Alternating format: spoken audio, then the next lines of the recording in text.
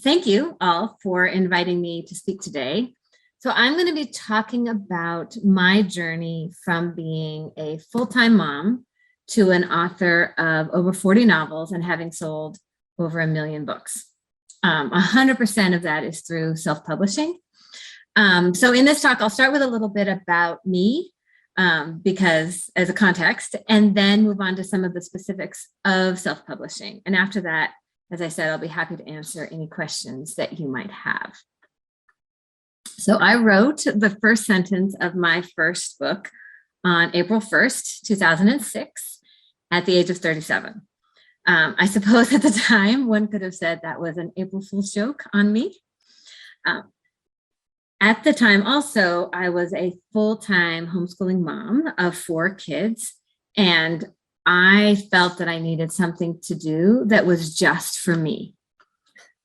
I then spent 5 years trying to get a traditional publishing contract before publishing on my own. That was a transformative decision for me, as you will see.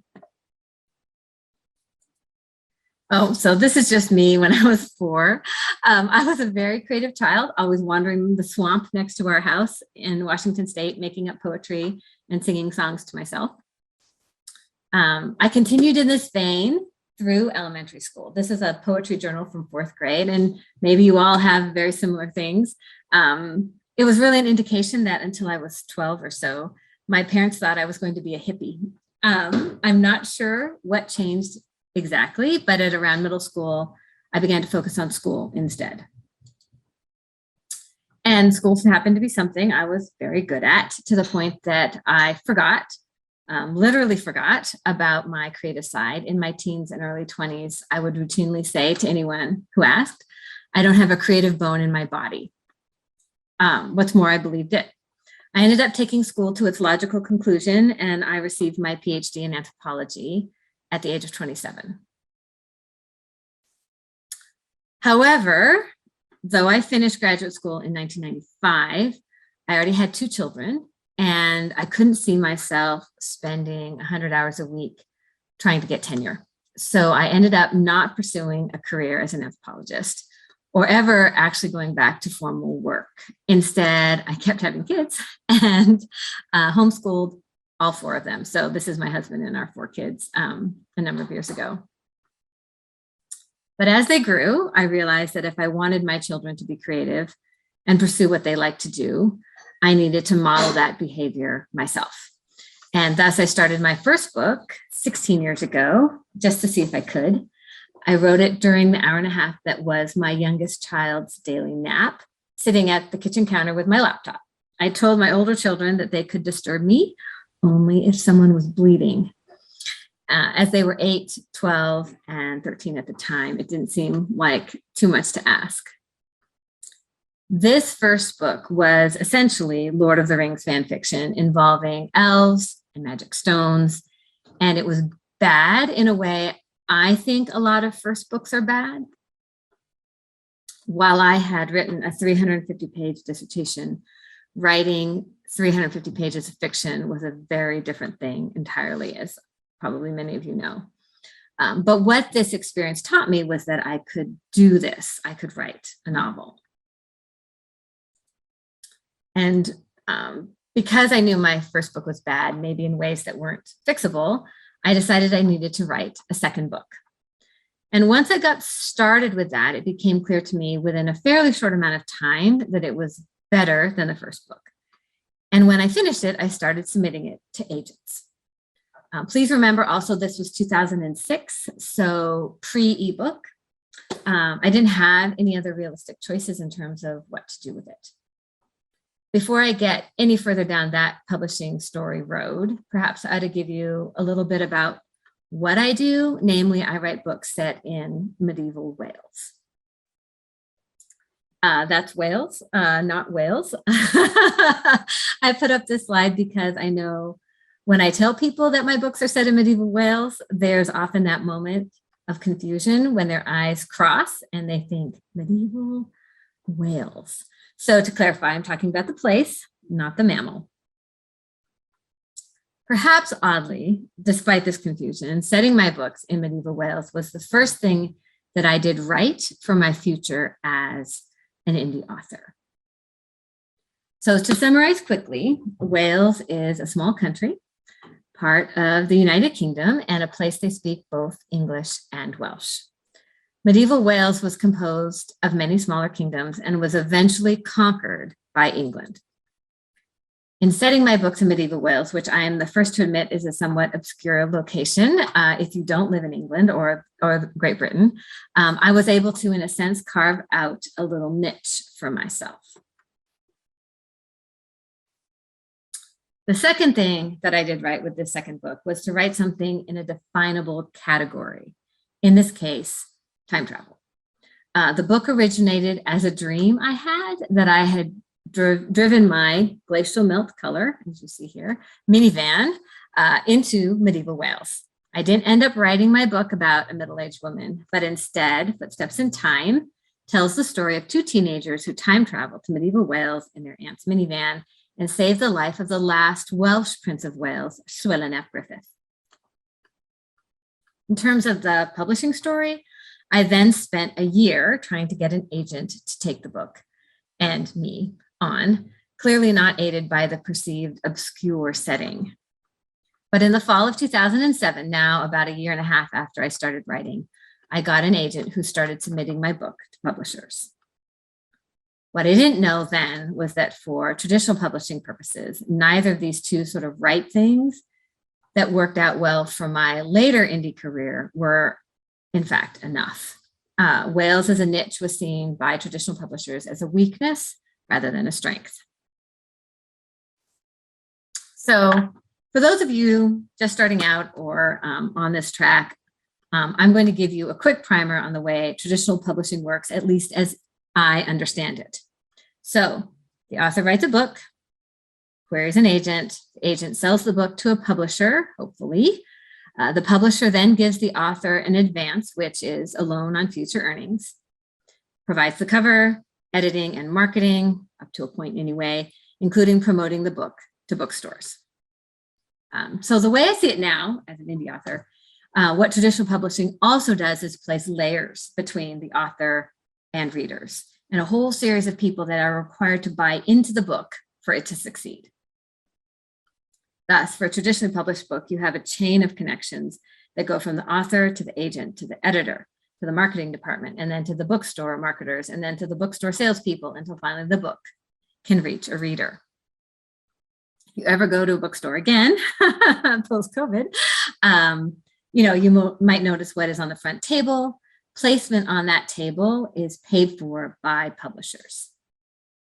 So this scenario was what I was going for. What I got was, lots of it, rejection. As it turned out for traditional publishers at the time, the Wales element really was a net negative rather than a positive. Marketing departments, I was told, didn't know what to do with it. In addition, my rejections tended to read along the lines of, we don't know what to do with this kind of romantic historical. I ultimately realized whatever they said, it was just another way of saying no. As more and more rejections started to roll in, I was contemplating giving up. But my husband, who has been more than supportive of my writing from the start, said, give it 5 years. So I had a few more to go.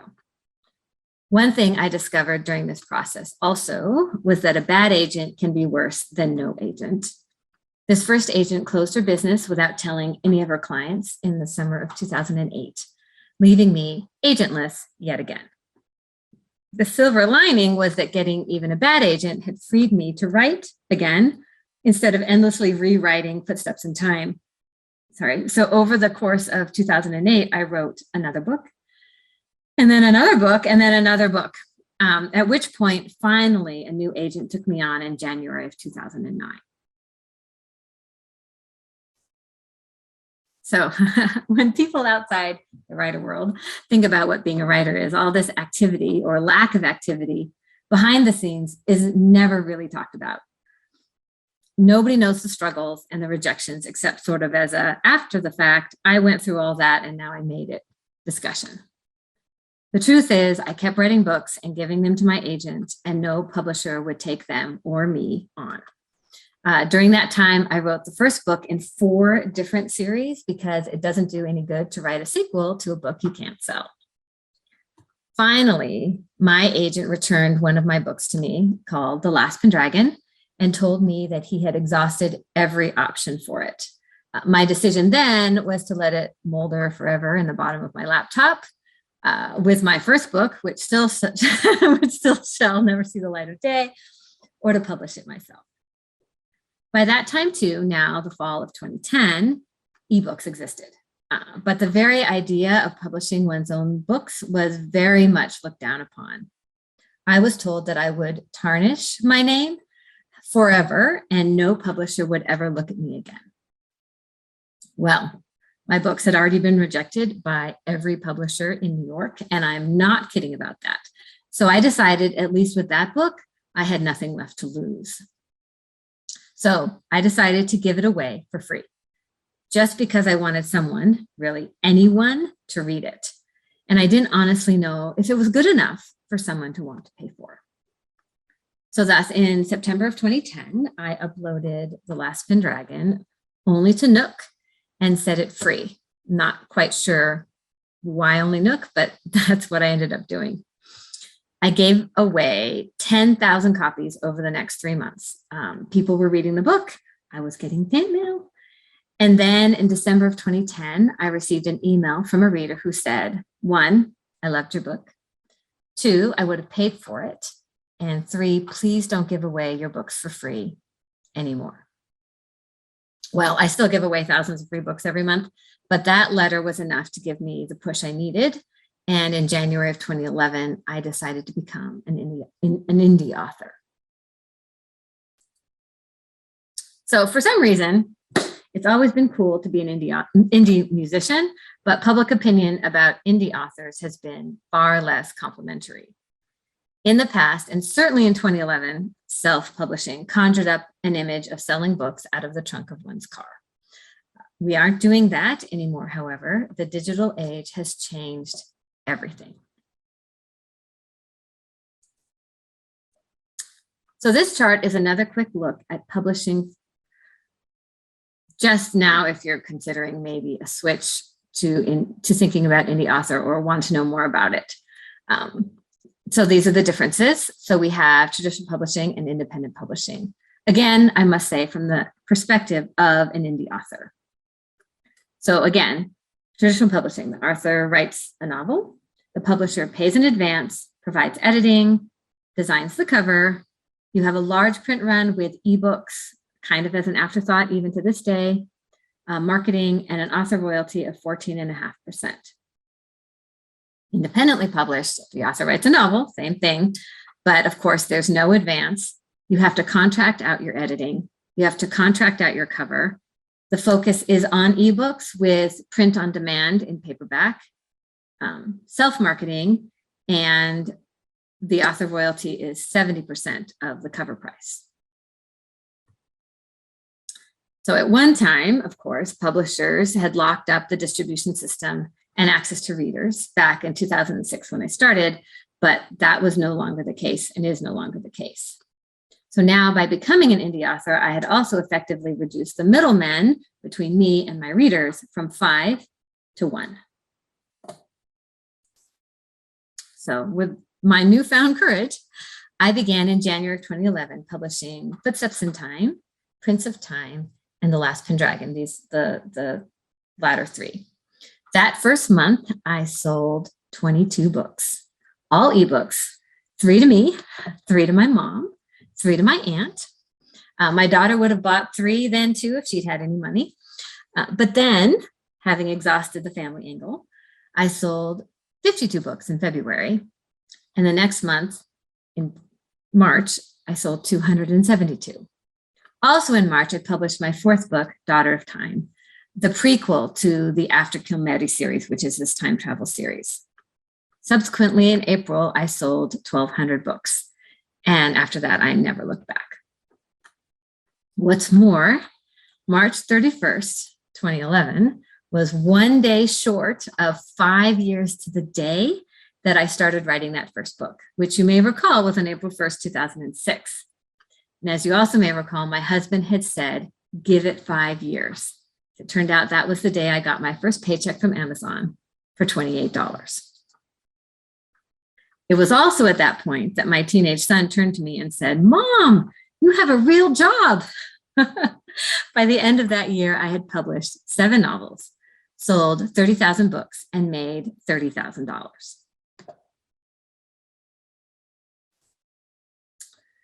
I do consider myself fortunate in many ways. One sort of lucky aspect of all of this is that I started writing in 2006 and had been rejected for all those years. So by the time I reached 2011, I had a backlist of books to publish all at once. I also count myself fortunate to have started in January 2011 on the ground floor, so to speak, with a community of writers, just like me, all making it up as we went along and sharing what we learned. I actually don't think that that aspect of it has changed all that much in the intervening, 11 years. This chart shows my 5 series and the novels from each that I have written over the last 16 years. The first book in 4 of these series is free, My Lost Leader, and I have pursued that strategy to hook new readers since I started publishing. Traditional publishing has traditionally focused on the concept of a new release and emphasized above all else the one day that a book comes out. Indie authors are all about the pyramid scheme. So by that I mean that the book with the fewest copies sold tends to be the newest. Everything is based on moving readers through a series. So of course, the book with the most downloads or sales is going to be the book earliest in the series. Also within traditional publishing, before ebooks, often the first book was out of print before all the books in the series were published. Of course, that never happens with ebooks, and thus an indie author's focus on ebooks encourages a very different approach to marketing and sales as well. Also, as I've used the word series like 6 times already, the focus becomes on writing series rather than standalone novels. Every successful indie author I know who is making a living as an author writes their write series. Their sole, if their sole income comes from their novels, then they write series.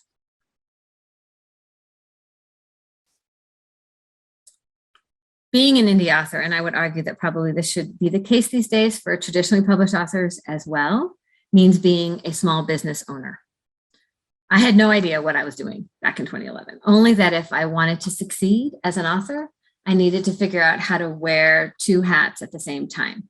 One for my creative side that for many years I didn't even know I had, and the other for my organized and consistent side, like I needed to get my PhD and to be a mom. For some people, their skill set is reversed, but everyone needs to blend the 2 in order to become a successful small business owner. And that's really what an indie author is.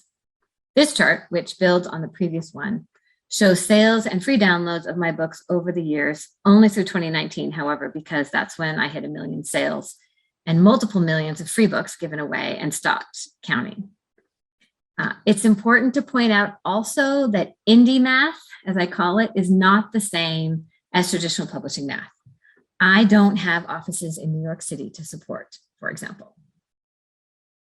Thus, it takes many fewer sales as an indie author to make a living as a writer. So at the end of this talk, if you want me to talk through the highs and lows of this chart or anything else, I'd be more than happy to do that. The nitty-gritty. So the actual publishing of your book may appear daunting, but it is nothing more or less than a logistical problem. All the above sites allow you to upload your book for free for distribution to readers. So we have for ebooks, Amazon, Barnes & Noble, Kobo, Google Play, and Apple as a big 5 from an indie author perspective. I use Amazon for hardbacks, which are beautiful, I might add, and Amazon D2D, Draft to Digital, and Ingram Spark for paperbacks. I upload my audiobooks directly to Audible, ACX, Findaway Books, and Kobo. And I use, again, D2D for foreign distribution. And I have put down there, total cost is $0. Every single one of those sites charges you only after you sell a book. So most of my books are $4.99 or $5.99.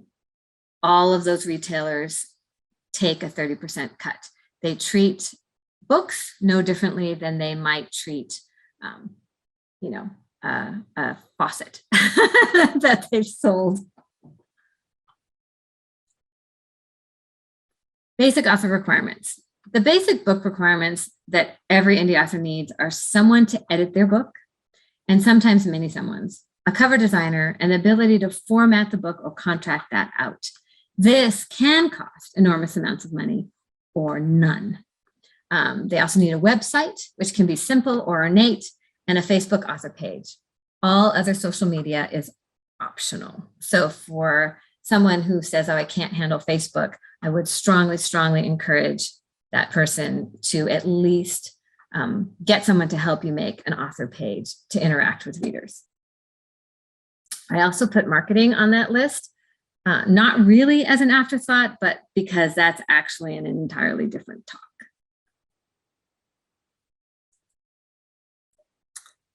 I would say that some of the keys to my success have come from being willing to try new things. I put this first because it may be the most important part of the business side of writing. Another way to say it is that you have to stay flexible. If something isn't working, you have to try something else. As an indie author, there aren't a lot of rules, actually. Secondly, don't put your eggs in one basket. And by that, I don't necessarily mean not going all into Amazon's KU or Kindle Unlimited program. I have chosen to make my books available at all retailers worldwide, but really what I mean is that more income streams are better than fewer. I have paperback and hardback books in addition to ebooks. My books are in audio. I now have German translations of one series and French translations of 2. That way, if things fall apart in one area, or say Amazon servers go down, you still have income. Thirdly, to focus on what you can control, not what you can't. That's a message for life, of course, as well as writing. But what I mean specifically by that is to think about the way you set your goals. You don't have control about how many books you sell. You can control how many books you write. Which brings me to number 4 here. Really, the most important point is don't forget to write. That is the foundation of your business, and you can't neglect it. Throughout all these years, I've written roughly 1,000 words a day, every day. I sit in my, I sit in my chair and I do it. I know that many people write more sporadically than that and write more words when they do write, but I have found that consistency is what works for me. And for me, this is a full-time job. So if I were going to work at a full-time job, I would be sitting there working, and that's how I treat being an indie author as well. That consistency goes hand in hand with publishing regularly and providing reliable, high-quality content. Winding up here, I wanted to call back to when I talked at the beginning about the way my books kept getting rejected and how my husband had said, give it 5 years. At the time, I had interpreted that to mean, give it 5 years and see if you're making any money. And as it turns out, I did get that first paycheck essentially 5 years to the day after I first put my fingers to the keyboard. What he meant, though, bless his heart, and why I have the best husband ever in the world, was give it 5 years and see if you still love it. Well, it's been 16 years now, and I still do.